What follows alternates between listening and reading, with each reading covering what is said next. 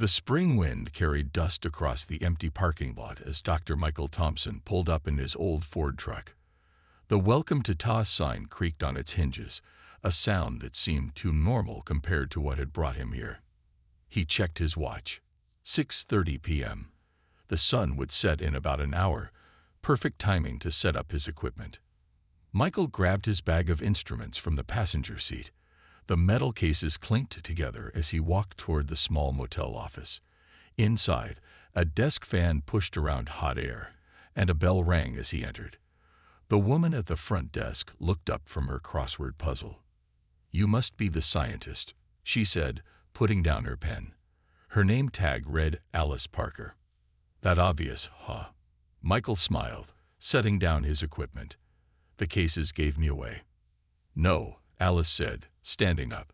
"You're the only person I've seen who looks excited to be here. Everyone else is trying to leave." She wasn't wrong. In the past 3 months, 15 families had moved away from Taos. All of them complained about the same thing: a constant, low humming noise that wouldn't go away. Some described it as the sound of a distant diesel engine. Others said it was like a bass speaker playing one endless note. "How long have you been hearing it?" Michael asked, noticing the dark circles under Alice's eyes. 8 months, 2 weeks, and 4 days. She didn't need to check a calendar. "At first, I thought I was going crazy. My husband couldn't hear it. Neither could my kids. The doctors said nothing was wrong with my ears." Michael nodded as he filled out the check-in form. He'd heard similar stories in the files. What made Taos unique wasn't just the hum. It was how selective it was. Only about 1 in 50 people could hear it. "I brought some equipment that might help," he said, pointing to his cases. "If we can record the frequency, we can prove it's real." Alice's eyes lit up. "You mean you believe me?" "I believe something's happening here. Whether it's geological, mechanical, or something else, that's what I'm here to find out." After getting his room key, Michael drove to the edge of town. He'd chosen this spot carefully, away from power lines and cell towers. The sun was getting low, painting the desert in orange and red. He set up his instruments: seismographs, electromagnetic field readers, and a special low-frequency microphone. The equipment came to life with quiet beeps and hums. Michael put on his headphones and started adjusting dials. At first, he heard nothing unusual, just wind and distant traffic. Then, around 8:45 p.m., something changed. It started as a soft vibration, barely noticeable. But as the numbers on his screens began to shift, Michael sat up straighter. The readings made no sense. The frequency was too regular to be natural, too complex to be man-made machinery. His phone buzzed. It was a text from Alice. "It's stronger tonight. Are you getting anything?" Michael looked at his readings again. The pattern was clear now. A steady rhythm with smaller waves inside it, like a pulse within a pulse. He typed back, "Yes. And whatever this is, it's not like anything I've seen before." As the desert grew dark around him, Michael Thompson realized this might be more than just another scientific mystery. The Taos hum wasn't just noise. It was a signal. And someone, or something, had put it there on purpose. He packed up his equipment with shaking hands. Tomorrow, he would need to talk to Alice again. She wasn't just another witness anymore. She was a receiver for whatever message was hiding in that endless, haunting hum. Sheriff Robert Hayes stared at the map spread across his office desk. Red pins marked the homes of people who could hear the hum, blue pins for those who couldn't. Michael and Alice stood on either side of him, watching as he placed another red pin. "That's the 15th person this week," Robert said, stepping back. All of them hearing the same thing. Michael pulled out his notebook. "And they all describe it the same way.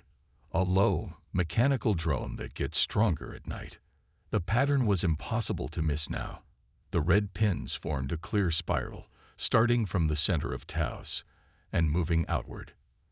At the center was Alice's house, where the hum was strongest.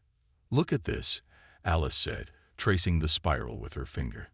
"It's like a giant fingerprint." Michael pulled up his laptop and opened his frequency readings from the past week. The numbers matched the pattern perfectly. The closer to the center, the stronger the signal. "Sheriff," Michael said, "have there ever been any military installations around here? Anything underground?" Robert shifted uncomfortably. "There's the old Weber facility up in the mountains, closed down in '69. But that's classified information." "How classified?" Alice asked. "Enough that I shouldn't be telling you about it." Michael's phone beeped. Another reading was coming in from his equipment outside. The numbers were climbing higher than ever before. "We need to see that facility," Michael said. "The spiral points right to it." Robert shook his head. "Even if I wanted to help, we'd need clearance. Military guards still patrol up there." Just then, Alice grabbed her head, wincing. "It's getting stronger. Different." She grabbed a pencil and started drawing on the map's edge. The lines formed complex geometric shapes, similar to the patterns in Michael's readings. "Alice," Michael moved closer. "What are you seeing?" "Numbers," she whispered. "Sequences. They're in the hum." Her hand moved faster, filling the paper with interlocking circles and lines. Robert reached for his phone. "I know someone who might help. Captain Jennifer Walsh. She handles military relations in the area." 20 minutes later, Captain Walsh arrived. She took one look at Alice's drawings and went pale. "Where did you see these?" she demanded. "In my head," Alice said. "The hum is showing them to me." Jennifer pulled out her phone and showed them a classified photo. On a wall deep inside the Weber facility, the exact same patterns were carved into the stone. "They found these when they built the facility in 1962, Jennifer explained. "No one knew what they meant. The whole base was built to study them." Michael connected his laptop to the wall screen. "Look at this," he said, pulling up his frequency data. The wave patterns matched Alice's drawings perfectly. 2%, he said. "That's how many people in Taos can hear the hum. It's not random. Something is selecting them." Alice drew another pattern, her hand shaking. This one looked like a star map. "We need to get into that facility," Jennifer said finally, "because either the military's experiments woke something up, or whatever made those carvings is trying to wake us up," Michael finished. As if in response, every electronic device in the room flickered. Outside, dogs began to bark. The hum was growing stronger, and now they knew where it was leading them. Robert grabbed his keys. "I know a back road up to Weber, but whatever we find up there might change everything," Alice said, still drawing. The patterns were spreading across the paper, like a message writing itself. The four of them looked at each other, knowing there was no turning back. The pattern wasn't just emerging anymore, it was calling to them. The old Weber facility looked dead from the outside. Rusted gates hung open, and weeds grew through cracked concrete. But Michael's instruments were going crazy, their screens showing readings that made his hands shake. "The back entrance is this way," Jennifer said, leading them past fallen signs. Her flashlight beam cut through the darkness, showing a heavy metal door set into the mountainside. "No guards," Robert noticed, his hand on his gun. "They pulled out last week," Jennifer said quietly, after the readings started spiking. Alice stopped walking. "It's so loud here," she whispered, "like it's right inside my head." The door's keypad still worked. Jennifer's code made it click open, revealing a dark tunnel sloping down into the earth. The air that rushed out was cold and smelled of old metal. "Operation Echo," Jennifer explained as they walked. That's what they called it. They were trying to develop new ways to communicate through the earth itself, but they found something else instead. Their footsteps echoed as they descended. The walls changed from concrete to bare rock, and there, carved into the stone, were the same patterns Alice had drawn. "These are older than the facility," Jennifer said. "Carbon dating puts them at over 100,000 years." Michael's equipment beeped faster as they went deeper. The display showed waves of energy pulsing through the rock around them, like a giant heartbeat. "Here," Jennifer said, stopping at a large metal door. This is where it all started. The room beyond was circular, with more carvings covering every wall. In the center stood a pillar of dark stone, reaching from floor to ceiling. It hummed. "The military found this," Jennifer said. "They built the facility around it, tried to understand it, but they never could figure out how to control it." Alice walked toward the pillar like she was in a trance. "Because they weren't supposed to control it," she said. "They were supposed to listen." She placed her hand on the stone. The hum changed, becoming clearer, stronger. The carvings on the walls began to glow with a faint blue light. "It's a receiver," Michael said, checking his instruments. "No, it's a transmitter, broadcasting on frequencies that shouldn't be possible." "Transmitting to what?" Robert asked. Before anyone could answer, Alice gasped. Where her hand touched the pillar, the stone had become transparent. Inside, points of light swirled like distant stars. "To them," she whispered. "It's been waiting all this time, waiting for someone who could hear it. And now." The hum grew louder. Michael's equipment sparked and died. The glowing patterns on the walls began to move, flowing like liquid light toward the pillar. "Alice," Michael called. "Step back." But she didn't move. Her eyes were fixed on the lights inside the stone. "I can see them," she said.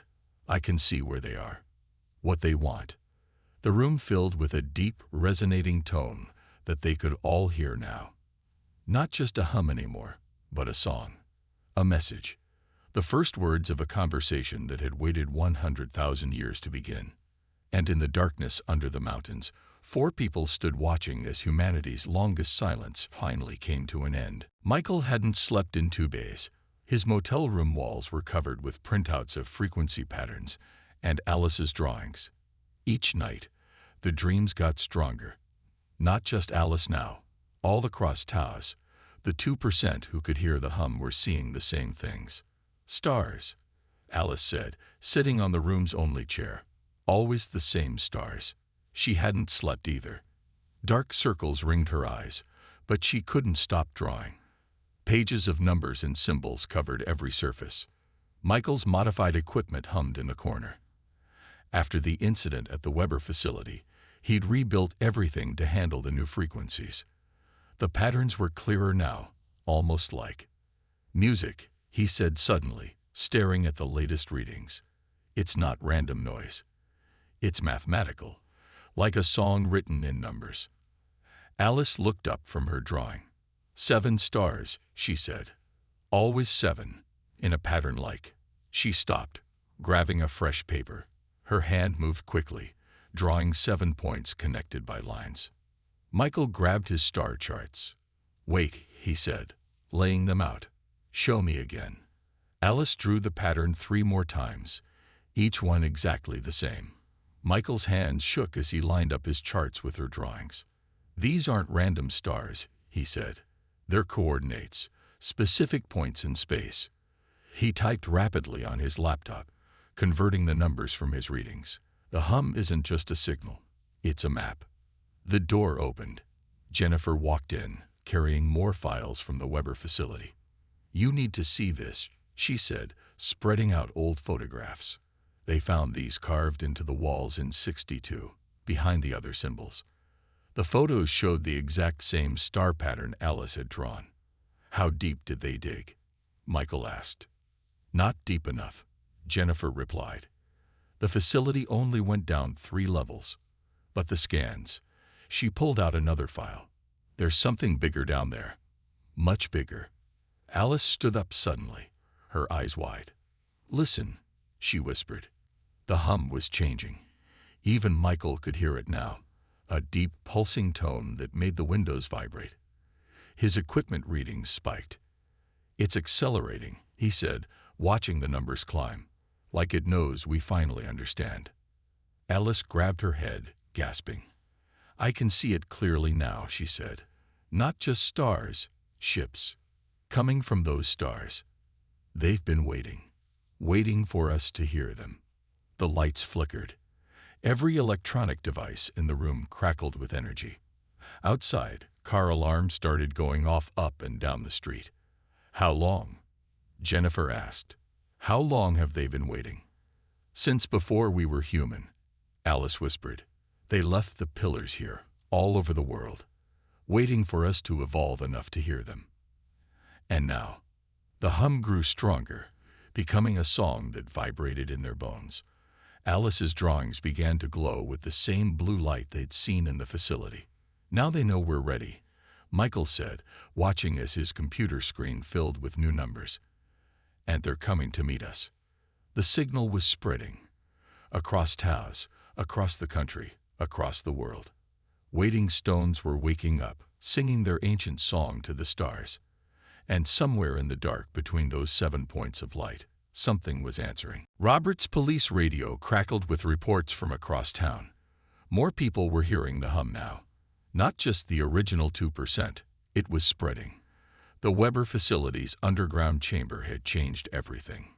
37 new cases since morning, he told Michael, who was setting up more equipment in the station's conference room. And it's not just here anymore. Reports coming in from Santa Fe, Albuquerque, even Phoenix. Alice sat nearby, her eyes closed, listening. The patterns she drew now covered entire walls. They weren't just shapes anymore. They were blueprints. Designs for machines that shouldn't be possible. "The beacon's awake," she said, not opening her eyes. "All of them are."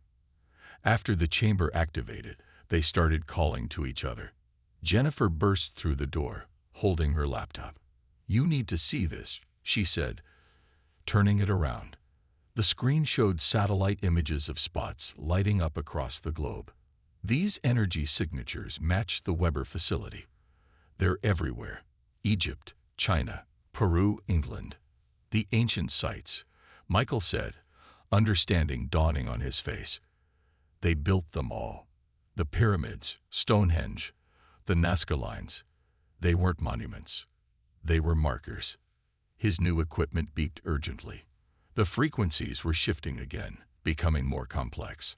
On the walls, Alice's drawings began to move, the lines rearranging themselves like living things. "I can read it now," Alice said. Her voice had changed, becoming deeper, more certain. "The genetic markers they left in us, in the 2%, they're activating. We're not just hearing the signal anymore. We're becoming part of it."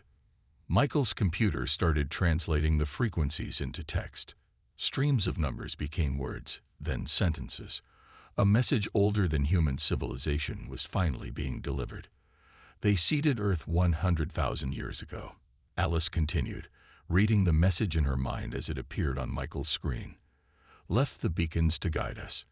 The hum was a test, to see if we were ready." "Ready for what?" Robert asked. The ground trembled. Deep beneath the police station, beneath the entire town, something vast was awakening. The ancient machinery, buried for millennia, was coming to life. "For them," Jennifer whispered, looking at her laptop. "Look at these readings. Something's coming. Fast." Alice stood up, her movements strange and fluid. "Not coming," she said. "Returning. They'd been here all along, sleeping in the deep places, waiting for us to hear them. And now." The lights went out across Taos. In the darkness, Alice's drawings glowed with their own blue light. The hum became a song that everyone could hear now, a melody that spoke of stars and distant worlds and truths too big for human minds. "Now they know we're ready," Alice said, as the ground shook harder.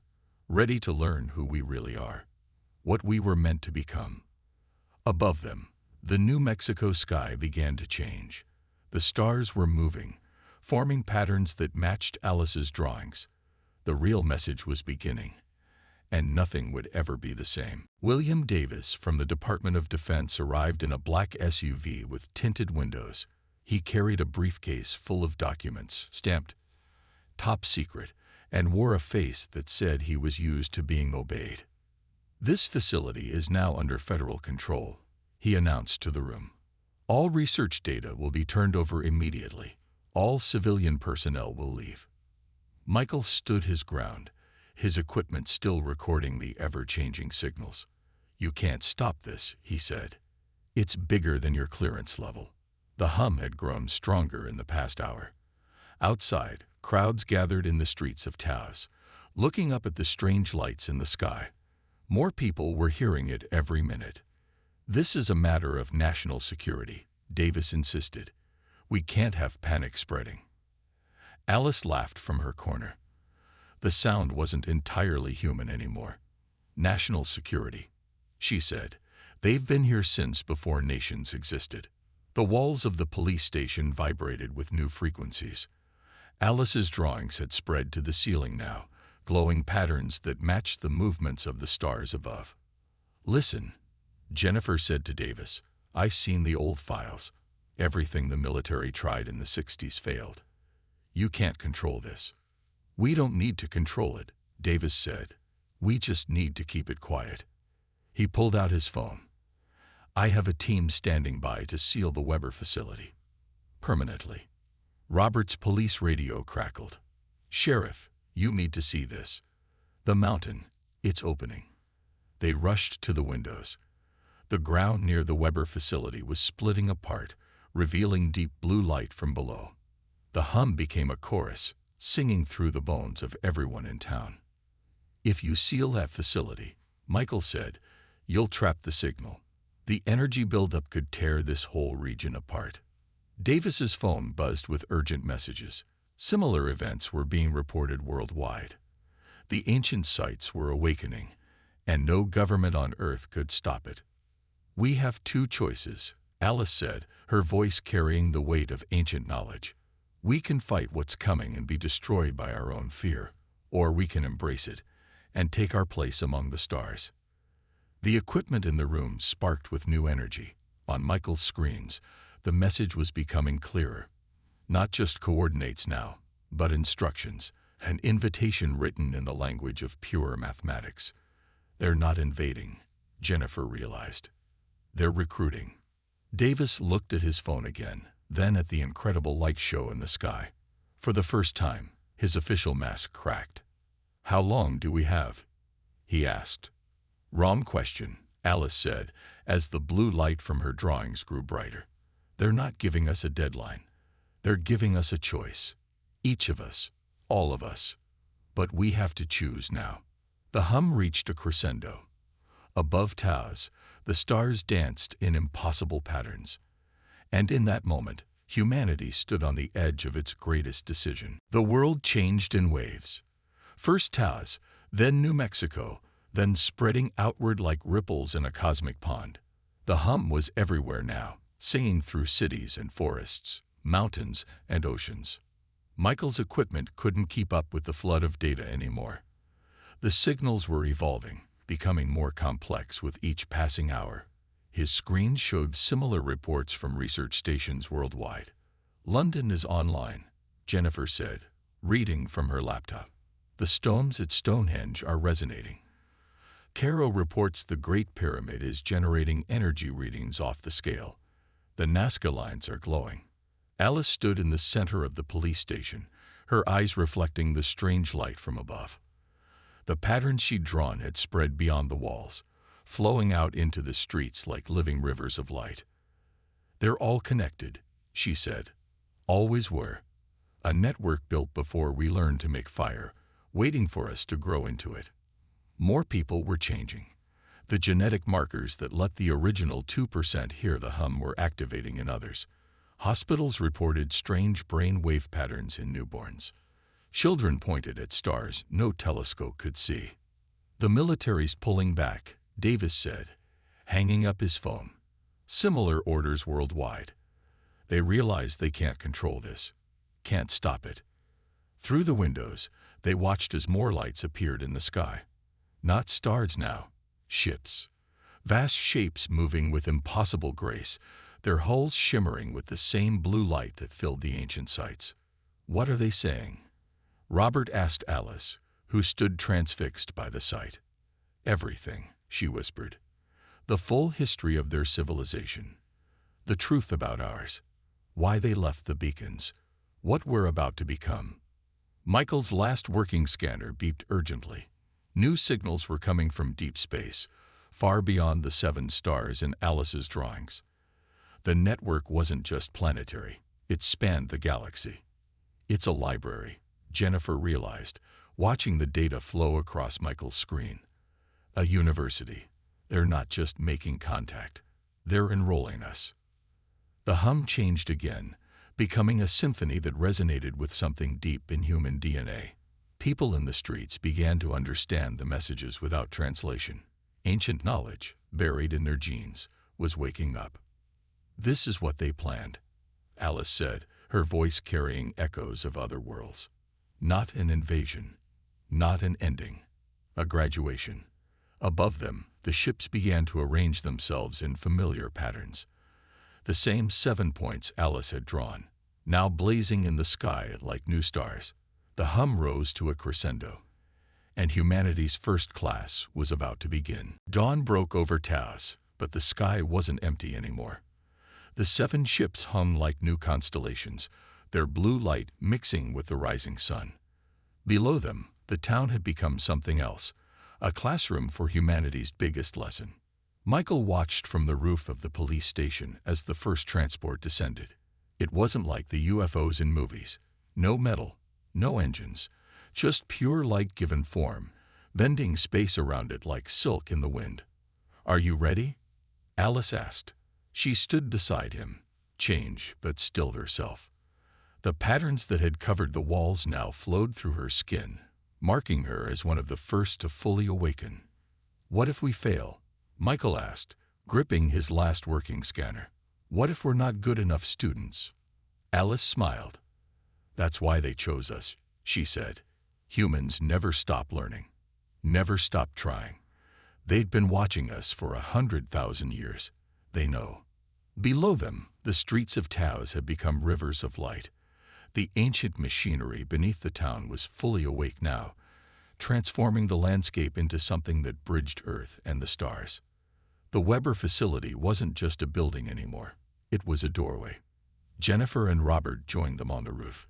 Even Davis was there, his government papers forgotten, his phone silent in his pocket. They watched as the transport touched down in the town square. "The others are landing too," Jennifer said, checking her tablet one last time. Egypt, China, England, Peru. Everywhere they left the beacons, Earth's first global graduation day. The transport's surface rippled like water.